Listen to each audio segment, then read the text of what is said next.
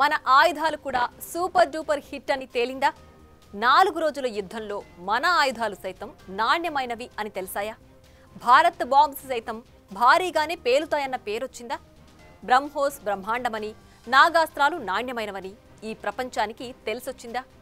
ఈ లెక్కన మనం కూడా వెపన్ మార్కెట్లోకి అడుగు పెట్టినట్లేనా? ఆపరేషన్ సింధూర్లో మన ఆయుధాలు సాధించిన విజయాలు ఎలాంటివి? ఆ పూర్తి వివరాలు ఇప్పుడు చూద్దాం.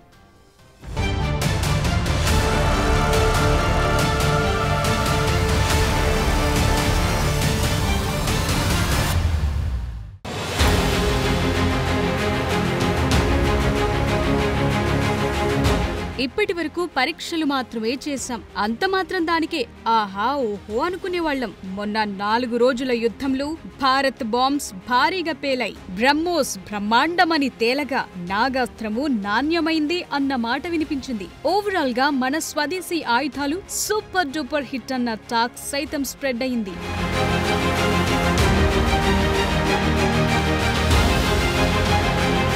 ఆపరేషన్ సింధూర్ భారత సైనిక శక్తి, స్వదేశీ ఆయుధ శక్తిని అమాంతం లైమ్లైట్ లోకి తెచ్చింది. ఆకాశ క్షిపణి వ్యవస్థ, యాంటీ డ్రోన్ డీఫోర్స్ సిస్టమ్ సమర్థవంతంగా పనిచేసినట్టు రుజువైంది.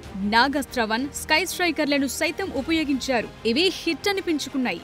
ఇక బ్రహ్మోస్ క్షిపణుల వల్ల పాకిస్తాన్ కాల్పుల విరమణ కోరాల్సి వచ్చిందంటే వీటి కెపాసిటీ ఏంటో అర్థం చేసుకోవచ్చు. దీంతో రక్షణ రంగంలో ఎగుమతులు పెరిగినట్టు తెలుస్తోంది. అనేక దేశాలు ఇంజిన్ మేడ్ వెపన్స్ పట్ల ఆసక్తి చూపుతున్నాయి.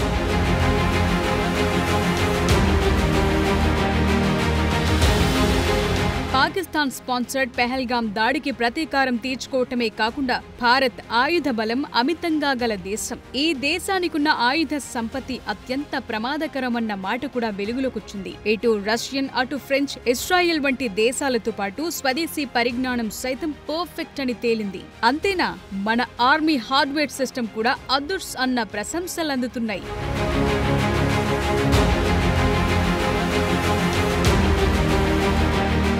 ఇప్పటి వరకు భారత్ దగ్గర ఆ ఆయుధాలున్నాయి, ఈ ఆయుధాలున్నాయని వార్తల రూపంలో మాత్రమే తెలిసేది. అప్పుడప్పుడు వాటి పరీక్షల సమయంలో మాత్రమే బయటి ప్రపంచానికి తెలిసేది. అదే ఇప్పుడు 4 రోజుల యుద్ధంలో అవేంటో, వాటి శక్తియుక్తులేంటో స్పష్టంగా తెలియవచ్చింది. మన ఆయుధ కర్మాగారం విలువ ప్రపంచ వ్యాప్తంగా తెలిసిపోయింది.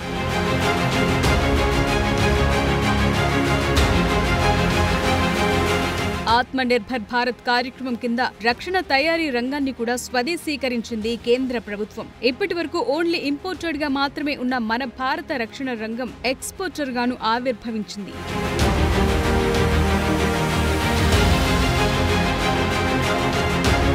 2024లో మన రక్షణ రంగ ఎగుమతులు రికార్డ్ స్థాయిలో పెరిగాయి. వీటి విలువ 23,000 కోట్ల రూపాయలు. ఇది 2023 నాటి కంటే 12% పైగా వృద్ధి రేటు నమోదు చేసింది.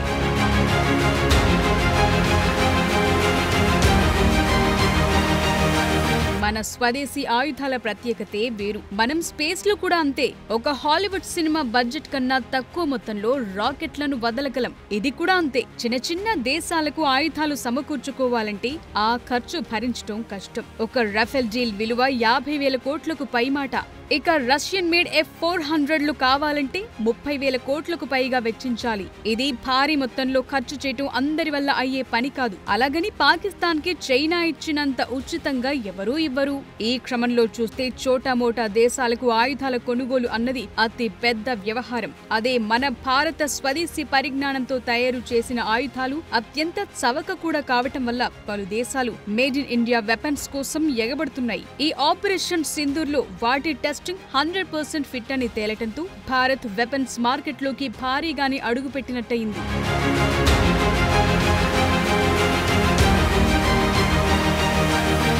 పాక్ డ్రోన్ దాడులను ఎదుర్కోవటంలో మన ఆకాశ్ పనితీరు అద్భుతం అన్న పేరొచ్చింది. ఉపరితలం నుంచి గగనతలానికి ప్రయోగించి క్షిపణి రక్షణ వ్యవస్థ దాని సామర్థ్యమేంటో తెలియచెప్పింది. మే 8, 9వ తేదీల రాత్రి సమయాల్లో జమ్మూ కాశ్మీర్లోని పశ్చిమ సరిహద్దుల్లో పాకిస్తాన్ డ్రోన్ చొరబాట్లను భారత్ విజయవంతంగా తిప్పికొట్టింది. ఈ కౌంటర్ అటాక్స్ లో made in India Akash key role play చేసిందని చెప్పారు మన రక్షణాధికారులు. ఇక మన క్షిపణి సాంకేతిక పరిజ్ఞానం స్వయం సమృద్ధి సాధించడానికి భారత ప్రభుత్వం ప్రారంభించిన integrated guided missile development programme ఇప్పటిది కాదు. ఇది 1980ల నాటిది. అగ్ని, పృథ్వీ వంటి ఇతర ముఖ్యమైన ప్రాజెక్టులతో పాటు ఆకాశ్ అనే ఈ మధ్యశ్రేణి క్షిపణులను ఉపరితలం నుంచి గగనతలానికి ప్రయోగించేలా అభివృద్ధి చేశారు. DRDO, Bharat electronics limited, Bharat dynamics limited సహాయ సహకారాలతో ఈ వ్యవస్థ నానాటికి అభివృద్ధి చెంది ఈనాడు విజయవంతమైందిగా పేరు సాధించింది.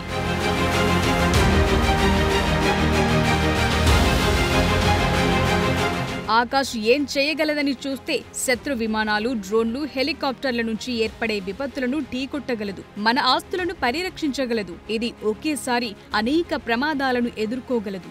దీని real time multi sensor data processing ఎంత షార్ప్ అంటే ఏ దిశ నుంచి వచ్చే ముప్పునైనా సరే ఇట్టే పసిగట్టగలదు. ఇది 4.5 కిలోమీటర్ల నుంచి 25 కిలోమీటర్ల పరిధి వరకు వైమానిక ముప్పు ఎదుర్కోగలదు.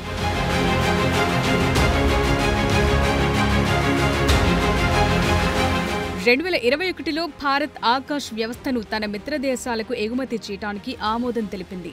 ఆగ్నేయాసియా, మధ్యప్రాచ్యం, ఆఫ్రికాలోని అనేక దేశాలు ఆకాశ్ పట్ల ఆసక్తి కనబరిచాయి. ఈ వ్యవస్థ తక్కువ ఖర్చు దేశాలను ఆకర్షిస్తోంది. అంతేకాదు భిన్న భారతీయ భూభాగాల్లో నిరూపితమైన దీని సామర్థ్యం కూడా కొన్ని దేశాల్లో ఆసక్తిని రేకెత్తిస్తోంది. పాశ్చాత్య దేశాల ధరలతో పోలిస్తే ఇది ఎంతో తక్కువ కావటం తమ వాయు రక్షణ కోసం చూస్తున్న వారిని ఎంతగానో ఆకట్టుకుంటోంది.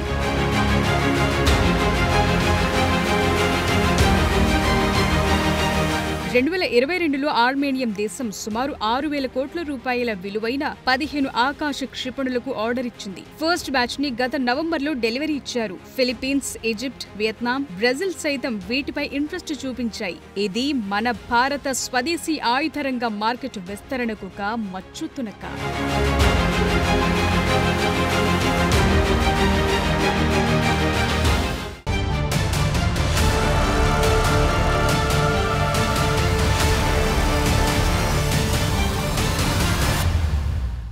ఆపరేషన్ సింధూర్ దేశీయ పరిజ్ఞానాన్ని బయట దేశాలకు తెలిసేలా చేసింది. ఇది మన రక్షణ రంగ నిపుణుల మాట. ఈ యుద్ధంలో అనేక స్వదేశీ సాంకేతిక పరిజ్ఞానాలను వినియోగించామంటారు వీరు. ఈ యుద్ధం సాధారణ యుద్ధం కాదు, ఇదొక ఆత్మ నిర్భర్ ఆధారిత యుద్ధంగా అభివర్ణిస్తారు మన రక్షణ రంగ నిపుణులు. అటు నుంచి ఎన్ని డ్రోన్లు వచ్చినా ఇటు నుంచి యాంటీ డ్రోన్లతో మనం విరుచుకుపడగలం. ఇలాంటి ఎన్నో సాంకేతిక పరిజ్ఞానాలతో పాటు ఇతర రక్షణ రంగ నైపుణ్యాలు మన సొంతమంటున్నారు వీరు. ఆ డీటెయిల్స్ ఏంటో ఇప్పుడు చూద్దాం.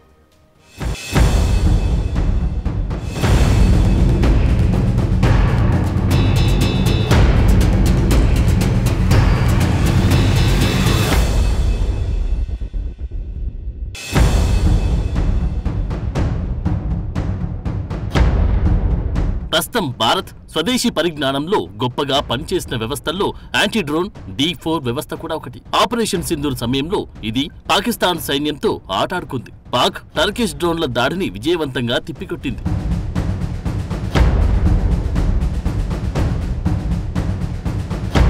DRDO ద్వారా డెవలప్ అయిన ఇది BEL ద్వారా తయారు చేసినది.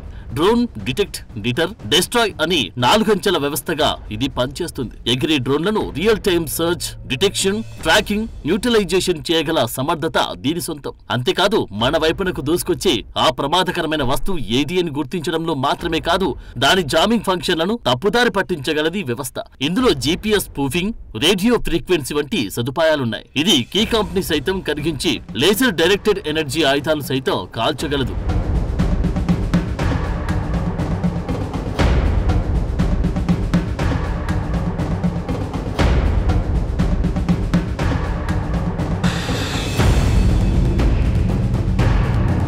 గతేడాది జూన్లో భారత సైన్యం దేశంలోని తొలి స్వదేశీ ఆత్మాహుతి డ్రోన్ నాగాస్త్ర 1 ని ప్రవేశపెట్టింది. నాగ్పూర్ కి చెందిన సోలార్ ఇండస్ట్రీస్ అభివృద్ధి చేసిన ఈ నాగాస్త్ర 1 ఖచ్చితత్వంతో కూడిన సిస్టమ్ శత్రువును ముప్పుతిప్పలు పెట్టి 3 చెరువుల నీళ్లు తాగించగలదు. Man portable weaponised drone system ఇది ప్రమాదకరమైన మందుగుండు సామాగ్రి లేదా ఆత్మాహుతి దాడులు చేయగల డ్రోన్లను ఒకేసారి ఉపయోగించగల ఆయుధం. ఇవి లక్ష్యాలపైకి దూసుకెళ్లి ఢీకొట్టినప్పుడు పేలిపోతాయి.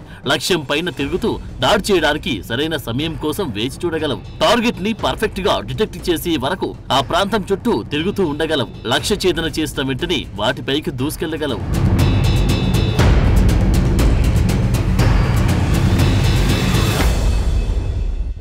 ఆపరేషన్ సింధూర్ సమయంలో భారత్ వాడిన నాగాస్త్ర-1 అత్యంత కీలకం.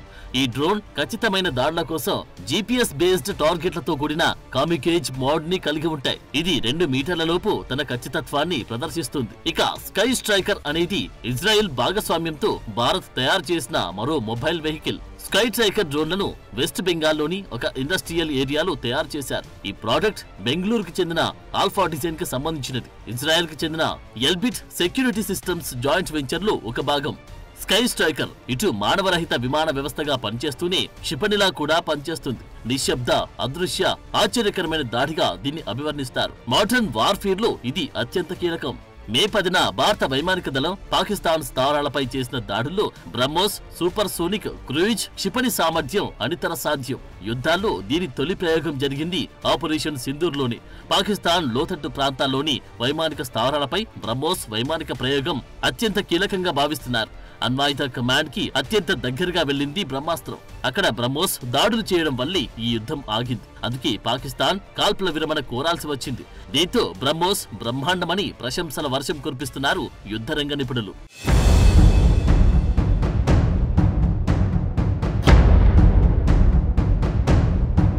బ్రహ్మోస్ భారత అత్యంత అధునాతన ఆయుధాల్లో ఒకటి. దీన్ని మన భారత్ కి చెందిన DRDO, రష్యా NPOతో కలిసి సంయుక్తంగా అభివృద్ధి చేశారు. వేగం, ఖచ్చితత్వం, బహుముఖ ప్రజ్ఞ మిళితం చేసిన ఆయుధ పరిజ్ఞానంగా వాసికెక్కింది బ్రహ్మోస్.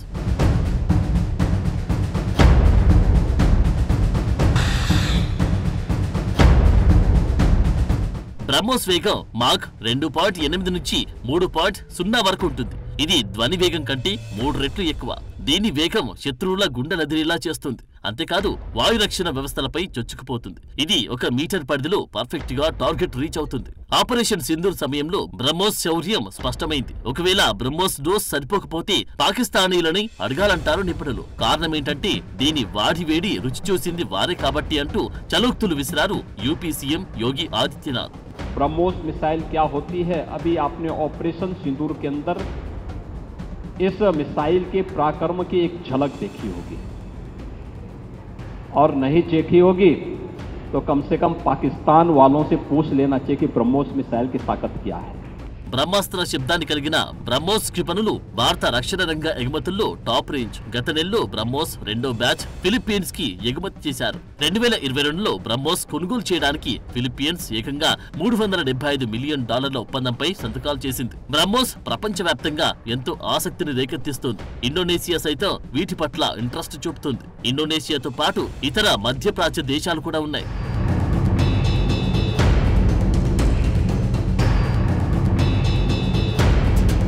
ఇవి మన స్వదేశీ సైనిక శక్తి సామర్థ్యాలకు చెందిన ముఖ్యమైన ఆయుధాల వివరాలు. ఇంకా ఎన్నో ఆయుధాలను అభివృద్ధి చేసే దిశగా భారత్ దూసుకుపోతుంది. ఆయుధ విపణిలో తనదైన ముద్ర వేసేందుకు ప్రయత్నిస్తుంది భారత ఆయుధ సామర్థ్యం.